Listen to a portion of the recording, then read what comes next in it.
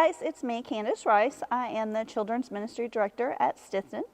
I want to talk about the part of my testimony where I had an abortion. I found myself 19 with a 2-year-old, and I'm married in a relationship that was really unhealthy and violent. I had realized that for my safety that I had to leave the relationship. And right about the time I started getting ready to leave, I found myself pregnant again. Y'all, it's not always a black and white issue.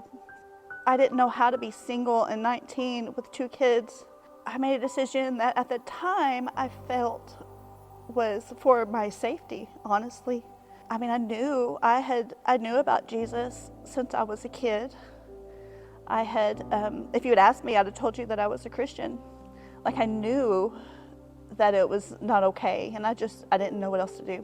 That was just really the beginning of the shame that the devil let that choice weigh down on me. I, for years, struggled with the shame of that and didn't talk about it and didn't forgive myself for it. Even after I got serious with my relationship with Jesus and I knew that God had forgiven me, finally one day God just got a hold of me, that God loves me, and I know that that sin was covered, but I hadn't allowed God to apply that to myself. You know, I hadn't allowed God's grace to come over to that little piece. This little piece was mine, you know, like it was mine to hold and to feel bad about. And so God finally got a hold of me and just reminded me that when He covered my sin with His grace and His love, that He covered all of it.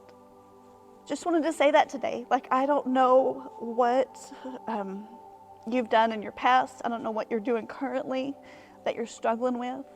But I do know that the God that we serve loves us and cares about us, and He wants us to give that to Him. He doesn't want us to hold on to that, right? No matter how deep and dark and dirty it feels, like, God knows. He knows every bit of it.